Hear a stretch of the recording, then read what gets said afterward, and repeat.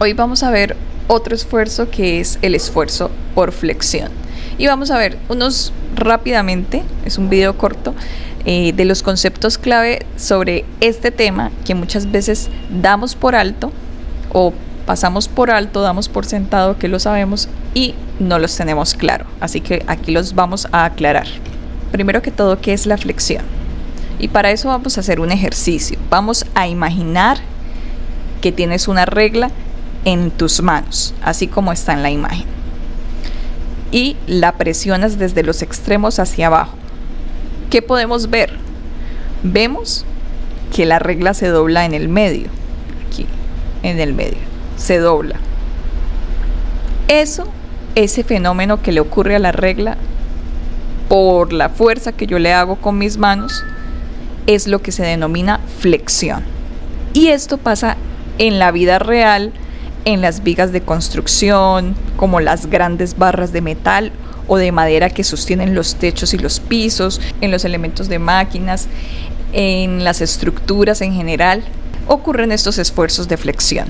Vamos ahora a definir unos conceptos que son muy básicos, pero es necesario que los repasemos. Pero antes que nada quisiera que cuando pensemos en estos ejercicios de flexión, de diseño en general, de carga axial, de torsión, no pensemos en los dibujitos del cuaderno, en los dibujitos del libro, en el rectangulito con la flechita hacia abajo que indica la fuerza, en la M, en el momento.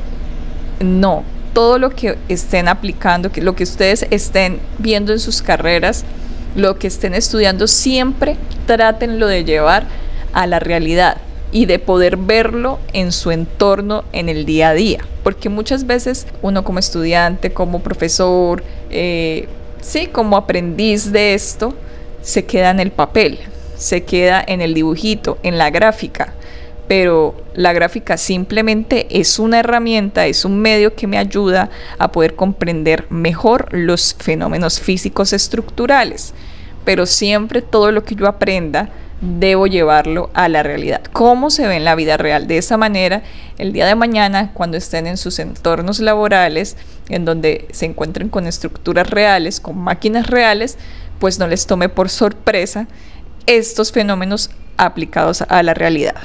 Entonces no piensen, utilicen esto para los cálculos, para determinar una fuerza, para determinar un esfuerzo, para comprender la situación física a nivel analítico, pero siempre vean lo aplicativo, es decir, piensen en esto. Cuando les nombren una viga, piensen en una estructura. Cuando les digan un eje de un motor, piensen en un motor verdadero, ¿sí? De esa manera, pues realmente van a ver la aplicación de esto a la vida real y por qué es importante. Dicho esto, vamos a continuar con con estos conceptos necesarios para el término de flexión. Primero que todo, algo que suena muy básico, pero es importante recordarlo, que es la sección constante y simétrica. Cuando a mí me dicen un elemento que tiene sección constante y simétrica, ¿qué pienso yo? Entonces lo que yo pienso es que si yo corto ese elemento por la mitad, si yo corto ese elemento, le aplico un corte por la mitad, esta parte va a ser igual a esta parte. Eso es lo que me dice a mí si ese elemento es constante, es decir, que tiene sección transversal constante. Si yo lo corto por aquí, voy a seguir teniendo ese rectángulo que está aquí al final, ¿sí o no? Si yo corto acá, ¿va a seguir teniendo la misma forma que estaba acá, sí o no? De esa forma yo voy a poder determinar si un elemento es constante y es simétrico. Pasemos al ejemplo de una zanahoria, que es un elemento que todos hemos tenido en nuestras manos alguna vez. Si yo lo corto por la mitad, probablemente lo que me queda a la parte izquierda no es lo mismo a la derecha. Por ejemplo, aquí se hicieron varias secciones de cortes transversales y podemos ver que este circulito de aquí no es el mismo de aquí. Este está más grande, este por acá está más chiquito. Entonces no es un elemento de sección constante ni es simétrico.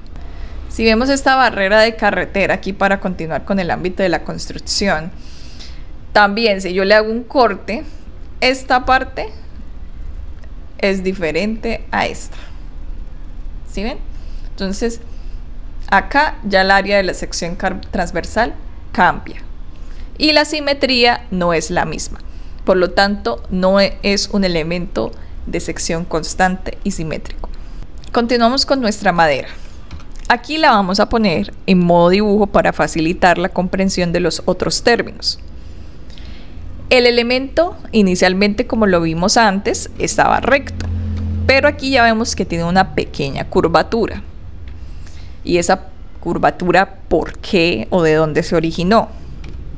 Primero que todo, también vemos ahí en este mismo elemento que hay un plano que está atravesado en la mitad de todo el eje a nivel longitudinal.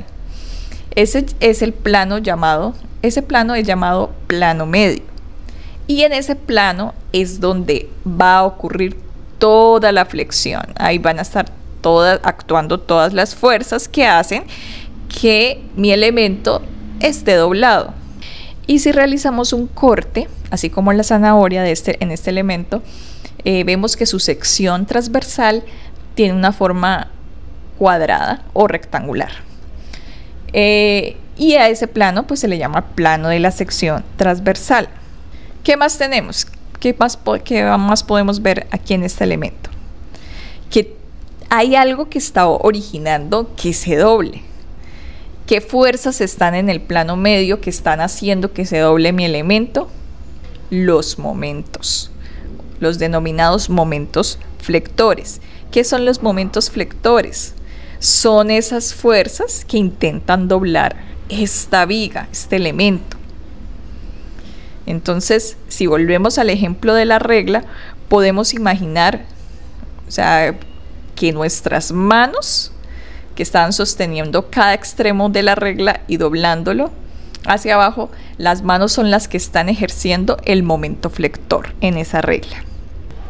Hay que tener en cuenta, si yo tengo así este panorama en donde solamente tengo mi elemento que está sometido a dos momentos flectores, y ya esto se denomina flexión pura.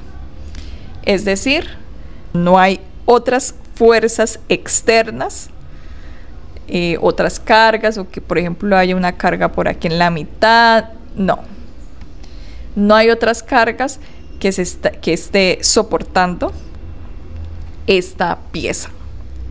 Por lo tanto, se le denomina flexión pura, porque solamente están actuando los momentos flectores que hacen que ocurra la flexión.